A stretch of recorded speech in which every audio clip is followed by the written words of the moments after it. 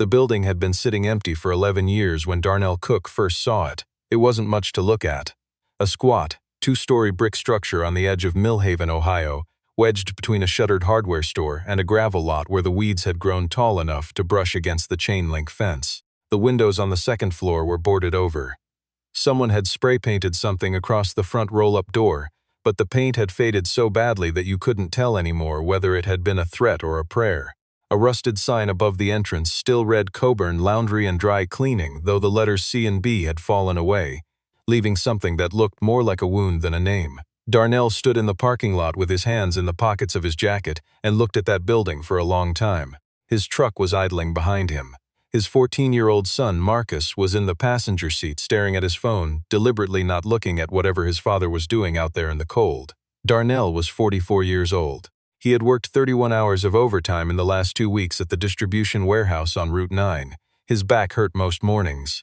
His savings account held exactly $11,240, everything he had after selling the house in Cincinnati, after the divorce, after the move north to be closer to Marcus when his ex-wife had relocated with her new husband. He had been renting a 2-bedroom apartment on Cheswick Avenue for 8 months, and every night he sat at the kitchen table after Marcus fell asleep and ran numbers on a legal pad until his eyes ached. The building was listed at $18,000. That was already down from $27,500.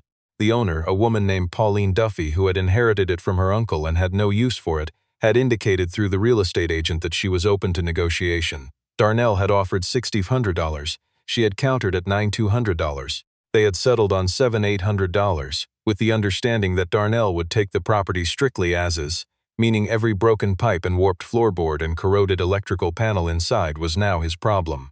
He stood there in the parking lot, the November wind cutting through his jacket, and he thought about what his father would have said.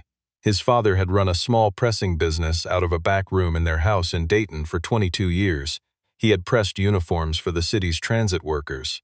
He had pressed wedding dresses and baptismal gowns and the suits men wore to funerals. He had smelled like steam and starch and the faint chemical bite of solvent every single day of Darnell's childhood, and Darnell had thought it was embarrassing when he was young, the way his father's hands were always slightly red from the heat, the way he came to school events smelling like a dry cleaner. He understood now what his father had actually been. He had been a man who showed up every single day without complaint, without anyone telling him he was doing something important. He had just pressed the clothes and sent them out and came back the next morning and did it again. Darnell's father had died 4 years ago. He had never once owned the space where he worked. Darnell walked back to the truck and got in. Marcus looked up from his phone. "So?" Marcus said. "So we bought it," Darnell said. Marcus looked out the window at the building. He was quiet for a moment. "Dad," he said carefully, "it looks like something bad happened inside there." "Probably did," Darnell said. "That's why we could afford it." The first person Darnell told was his older brother Curtis, who lived in Akron and worked in insurance and had a talent for explaining in a calm and reasonable voice every reason why any given idea was a mistake. Curtis drove down on a Saturday morning, walked around the outside of the building twice, peered through a gap in one of the boarded windows, and then turned to Darnell with the expression of a man who has just been told someone he cares about has joined a cult. "Darnell," he said. "Don't. I'm just going to ask one question. Curtis, how much did you actually pay for this?" Darnell told him. Curtis closed his eyes for 3 seconds. "You paid $7,800, Curtis said. "For this, for the building and the equipment inside, there's still machinery in there. Presses, a conveyor system, tunnel washer, boiler, is any of it working?" Darnell paused. "Some of it probably needs attention." Curtis looked at the building again. "Darnell, you're a warehouse logistics manager. You don't know anything about running a laundry. Dad ran a pressing operation out of a spare bedroom. This is a commercial facility. This is a different thing entirely, I know. The liability alone, I know, Curtis, the permits, the environmental compliance, the OSHA requirements for commercial cleaning chemicals. I've been reading," Darnell said. "For 8 months I've been reading. I know what needs to happen." Curtis studied his younger brother for a long moment. Darnell had the same expression on his face that he'd had at 17 when he told their mother he was going to make the varsity team despite being cut twice, a kind of quiet, immovable certainty that made Curtis feel, as it always had, both deeply skeptical and oddly certain that Darnell was going to be fine. "What does Marcus think?" Curtis said. "Marcus thinks it looks like somewhere a crime occurred." "Marcus is a smart kid, he is," Darnell agreed. "He gets that from me." Curtis shook his head slowly. Then he reached into his car and pulled out a pair of work gloves from the back seat. "All right," he said. "Show me what's inside." What was inside was in many respects worse than the outside suggested. The ground floor had been a full commercial wet cleaning and pressing operation. The ceiling was low and water-stained, and when Darnell pushed through the interior door, the smell hit them both immediately. A closed-in dampness that carried with it the ghost of chemicals and steam and something older underneath, something that belonged to the years the building had sat sealed and forgotten. The fluorescent light fixtures hung at odd angles from the ceiling. The floor drains were clogged with rust and debris. Along the left wall, a row of 5 industrial pressing machines stood in a line like soldiers that had been abandoned mid-march. 2 of them had collapsed partially, their steam chests caved in or separated from the beds. The other 3 looked more intact, though intact was a generous word. The tunnel washer, a long industrial machine that moved garments continuously through a washing cycle, the kind of equipment that could process hundreds of pounds of laundry per hour, sat against the back wall. It was a Milner unit, probably installed in the late 90s. One end was visibly damaged, the sheet metal housing dented and partially torn away. A pipe fitting had failed at some point, and the surrounding floor had a tide line of rust staining where water had pooled and then slowly evaporated over years. Darnell stood in front of it for a long time. Curtis, behind him, said nothing. Darnell crouched down and looked at the underside of the machine. He traced the pipe routing with his eyes. He opened the control panel. It was unlocked, the latch long since corroded open, and looked at the components inside. "This is fixable," he said. "Darnell, I'm not guessing, look." He pointed to the damaged section of housing. "This is cosmetic, sheet metal damage. Whatever happened here, a pipe burst probably. It hit the exterior housing, but the drum assembly looks intact, the bearings look intact. If the electrical components aren't corroded through, this machine runs." Curtis looked at the machine. He looked at his brother. "How do you know any of that?" "Because I've been watching videos about Milner tunnel washers for 6 months, Darnell said simply. "And because I called a technician in Columbus who services them and described what I was looking at, and he said the same thing." Curtis was quiet. "I've been preparing for this for a long time," Darnell said. "I didn't just walk in here blind. The next 14 months were the kind that aged a person." Darnell kept his job at the warehouse. He worked his regular shifts, 5 days a week, 8 hours a day, and then he drove to the building on Millhaven and worked there until 10 or 11 at night. On weekends he was there by 7 in the morning. He learned to do things he had never done. He learned to read electrical schematics and trace circuits. He learned to solder copper pipe and replace steam traps. He watched instructional videos on his phone while lying on the concrete floor underneath a pressing machine, one work light clipped to the side of the table above him, doing work that the manufacturer would have billed at $200 an hour. He made mistakes. He reconnected a wiring harness incorrectly and blew a fuse bank, and it took him 3 days to diagnose what had gone wrong. He installed a gasket on the boiler feed system and had to take it apart and do it again because he'd used the wrong sealant compound. He spent $1,100 on a part for the tunnel washer that turned out not to be the problem, and had to eat that cost, and sat in his truck in the parking lot of the building for 20 minutes feeling sick about it before he went back inside. He called his technician contact in Columbus, a retired industrial laundry technician named Mr. Ashworth, who had 40 years of experience and had started consulting part-time after retirement, at least twice a week. Mr. Ashworth had a quiet, methodical way of walking through a problem on the phone that reminded Darnell of his father. He never made Darnell feel foolish for not knowing something. He just asked questions until the answer became apparent. "You're doing something most people won't do," Mr. Ashworth told him once. "You're willing to take it apart again. Most people, once something's assembled, they don't want to undo it. That's how things stay broken." Marcus came with him sometimes on weekend mornings. He didn't know anything about machines, but he was useful in the way that a smart, quiet teenager can be useful. Holding a flashlight at the right angle, handing over tools, reading measurements off a gauge while Darnell's hands were occupied somewhere else. They didn't talk much while they worked, but the silence between them was comfortable, which was something that hadn't always been true. Darnell's ex-wife, Sandra, Marcus's mother, heard through Marcus what Darnell was doing. She called one night, and her tone was careful in the way it always was when she was trying to be supportive without being encouraging. "Mark says you bought a laundromat," she said. "A commercial laundry facility." "Commercial is different. He says the ceiling is falling in, the ceiling in one storage area, not the main floor." There was a pause. "Darnell, I just want to make sure you're being practical about this." "I'm being the most practical I've ever been in my life," he said. "I'm just being practical about something that looks impractical from the outside." She was quiet for a moment. "Your dad would have liked this," she said finally. "I know," he said. "That's partly why I'm doing it." 16 months after Darnell bought the building, he opened for business. He had refinished the floor on the main processing area. He had repaired or replaced all 3 of the operational pressing machines. The tunnel washer ran.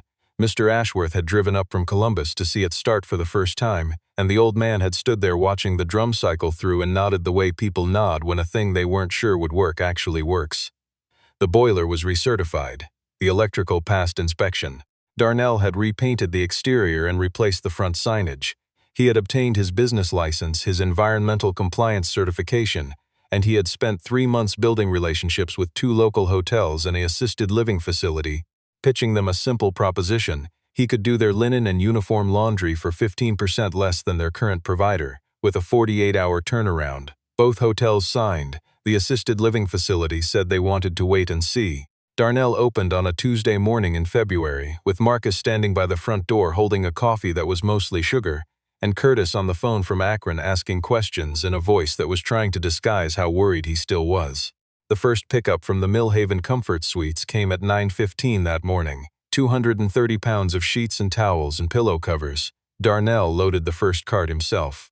It was 3 months into operation when the situation with the Fairfield Regional Medical Center happened, and this was the thing that later people would point to when they talked about Darnell Cooke and how he built what he built. But at the time, it didn't feel like an opportunity. It felt like a test designed specifically to break him. Fairfield Regional was the largest hospital in the county. They had a laundry services contract with a regional provider, a large commercial operation out of Cleveland called Statewide Linen Solutions, that had held that contract for 9 years.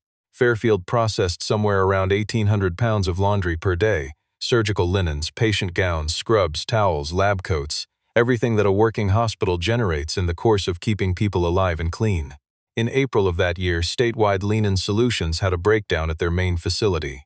A catastrophic failure in their main tunnel washer system, the kind of large-scale industrial failure that happens when equipment is aged and maintenance has been deferred, knocked their processing capacity down by 60%. They informed Fairfield Regional that they would be operating at reduced service levels for what they estimated would be 4 to 6 weeks. 4 to 6 weeks in a hospital context is not a minor inconvenience. Hospitals operate on tight linen inventory. They cannot function without clean surgical linens. The administrator in charge of facilities at Fairfield, a methodical man named Howard Crane, who had been in hospital operations for 20 years, began making calls. He called Darnell on a Wednesday morning. Darnell took the call in his office, which was really just a corner of the building with a desk and a filing cabinet and a window that looked out onto the main processing floor. Howard Crane explained the situation in the direct, time-efficient way of someone who has 20 things to do and needs the next person on his list to either be capable or tell him quickly that they aren't. He asked about Darnell's capacity. Darnell was honest. He said he was currently processing approximately 600 pounds per day across his 2 hotel contracts. He said his theoretical capacity with extended hours was closer to 2,200 pounds per day. Howard Crane was quiet for a moment. "We'd need about 1,400 pounds per day," he said. "Surgical protocol linens. You'd need to meet infection control specifications. You understand what that means in terms of process and documentation?" "I do," Darnell said. "We'd want to inspect the facility before committing. Come whenever you want," Darnell said. "Today if you'd like." Howard Crane came the next morning with 2 members of his team. They walked the floor for 45 minutes. They asked detailed questions about the washing protocols, the dryer temperatures, the inspection process for damaged or contaminated items. They reviewed Darnell's documentation procedures. When they were done, Howard Crane stood near the front of the facility and looked at the operation running behind Darnell, the tunnel washer cycling, the conveyors moving, the pressing machines steaming, and he said, "Mr. Cooke, I'm going to be direct with you. You're a smaller operation than what we're used to working with. I wasn't expecting to be considering you for this." "I understand that," Darnell said, "but your facility is cleaner than some larger operations I've inspected. Your documentation is thorough, and you were honest with me about your capacity rather than overpromising." Darnell said nothing. "That last part," Howard Crane said, "matters more than most people realize." Fairfield Regional signed a temporary service agreement 4 days later. Darnell extended his operating hours to 6 in the morning until midnight. He hired his first 2 employees, both of them referred by a workforce development organization that helped connect recently released individuals with employment. Their names were Kendall and Bryce. Kendall had run laundry operations in a correctional facility for 4 years and knew industrial equipment better than most people with formal training. Bryce was methodical and careful and showed up 20 minutes early every single day. The 4 to 6 week crisis with statewide linen solutions stretched to 11 weeks. During that time, Darnell's operation processed over 90,000 pounds of hospital linen without a single infection control incident, without a single rejected delivery, without a single missed pickup. At the end of the 11 weeks, Howard Crane called again. He said that statewide linen solutions had informed Fairfield Regional that their contract renewal would include a 12% rate increase. He asked whether Darnell would be interested in discussing a permanent arrangement. Curtis came down from Akron the weekend after Darnell signed the Fairfield contract. They sat at the desk in the corner office while the machines ran on the floor below. Curtis had a yellow legal pad and he was doing the math, the contract value, the operating costs, the staffing projections, and his face was doing something that took Darnell a moment to identify, because it was unfamiliar coming from Curtis. It was the face of a man recalculating. "This is a real business," Curtis said. I mean this is actually a real business, Darnell. I've been trying to tell you that." Curtis set down the legal pad. He looked at his brother across the desk. Darnell, who still had grease on the back of his right hand from something he'd been working on earlier, who had a cup of gas station coffee going cold next to his keyboard, who had been sleeping 6 hours a night for the past 11 weeks and looked it. "I'm sorry I wasn't more supportive when you started this," Curtis said. "You were honest," Darnell said. "That's different. I thought you were making a mistake. I know you did. I was wrong." Darnell nodded. He looked out the window at the floor. Kendall was running the tunnel washer. Bryce was moving a cart of folded linens toward the delivery staging area. The machines hummed with the low, constant sound of useful work being done. "Dad would have understood it from the beginning," Darnell said. "He would have walked in that first day and seen exactly what it could be." Curtis was quiet for a moment. "Yeah," he said, "he would have." The assisted living facility, the one that had said they wanted to wait and see, called 6 months later. They had heard about the Fairfield contract through someone on their board. They asked if Darnell had capacity. He told them he'd make capacity. By the end of that year, Cooke Commercial Laundry Services was operating 2 shifts 6 days a week, employing 9 people, processing over 3,000 pounds of laundry daily, and generating revenue that Darnell had not dared to write on his legal pad in those first late-night sessions at the kitchen table on Cheswick Avenue, because the number had seemed too large to be real. He moved out of the apartment and bought a modest house on Glenfield Road, a 20-minute drive from the facility. He put Marcus in a better school district. He kept the legal pad. He still used it, still ran numbers on it by hand, because that habit was his father's and he was not going to give it up. In the spring of that second year, he got a call from a commercial real estate agent about a vacant property on the other side of Millhaven, a former textile distribution warehouse, empty for 3 years, with loading dock access and nearly 12,000 square feet of usable floor space. The agent said the asking price was $340,000, but the seller was motivated. Darnell drove out to look at it on a Saturday morning. Marcus came with him, sitting in the passenger seat, and this time Marcus was not staring at his phone. He was looking out the window at the town passing by, and when they pulled into the lot in front of the warehouse, he was quiet for a moment. "You're going to buy it, aren't you?" Marcus said. It wasn't a question. "Thinking about it," Darnell said. "How much?" Darnell told him. Marcus was quiet again. "Then do we have that? Not on our own. But I talked to the bank last week. We've got 18 months of clean financial statements, a hospital contract, and positive cash flow. The bank wants to see businesses like ours succeed." He paused. "We've got something now that we didn't have when we bought the first building." "What's that?" "A track record," Darnell said.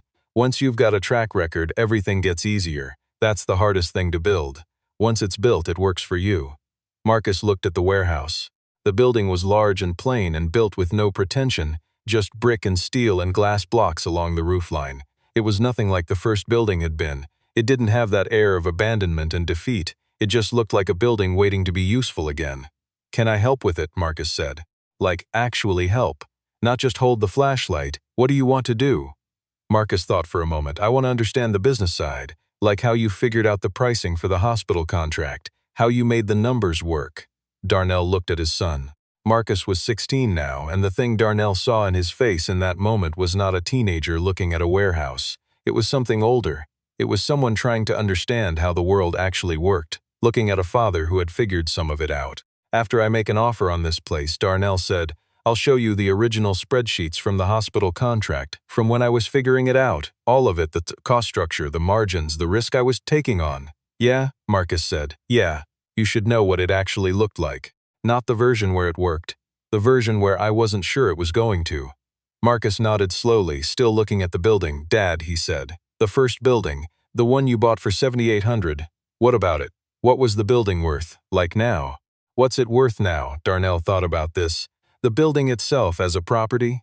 Probably 3 to 4 times what I paid. But that's not really the number that matters. What's the number that matters?" Darnell looked out at the warehouse. The sky was pale gray and the air smelled like early spring, cold still, but with something underneath it that wasn't winter anymore. "The business that building made possible," he said. "The contract it helped me get, the people we hired. The second building we're looking at right now.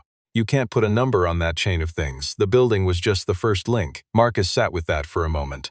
"Okay," he said.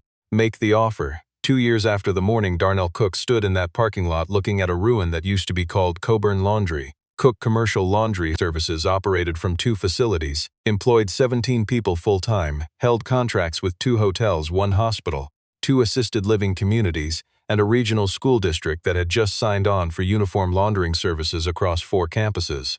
Mr. Ashworth, the retired technician from Columbus, had come up to tour the second facility when the equipment was being installed. He'd walked the floor the same way he'd walked everything, slowly, methodically, looking at each machine in sequence, running his hand along a pipe fitting here, checking a valve alignment there. At the end of the tour he'd stood by the loading dock with his hands in his jacket pockets and looked at Darnell. "You know what you are now," he said. "What's that?" "You're the person I'm going to send other people to call, when they're starting out and they don't know what they're doing yet." He paused. "You're the example." Darnell didn't say anything to that. He looked out through the loading dock doors at the parking lot, where Kendall was supervising a delivery pickup and Bryce was checking manifests on a clipboard. Inside, behind them, the machines ran with that low, steady hum that Darnell had come to know the way you come to know the breathing of someone who sleeps in the same house as you. As the sound of things working, of the day continuing, of something you built still holding together. He thought about his father's hands, red from the heat, smelling like starch and steam. He thought about what it meant to show up every day for a thing that nobody told you was important because you understood that it was. He thought about a sign with 2 letters fallen away, and a parking lot in November, and a 14-year-old boy sitting in a truck deliberately not looking at something his father was going to do anyway. He had not fixed the sign when he renovated the building. He had put his own name on it instead, Cooke Commercial Laundry Services, in clean black letters on a white background, no flourish, no logo, just the name, his name, on a building that he owned. That was the thing his father had never had. And it was the thing that Marcus would inherit. Not just the business, not just the buildings, but the knowledge that such things were possible, that a man could look at something broken and see what it could become, and then do the slow, unglamorous daily work of making it so. That knowledge, Darnell understood, was worth more than any number he could write on a legal pad. It was the only thing he had ever really wanted to pass on.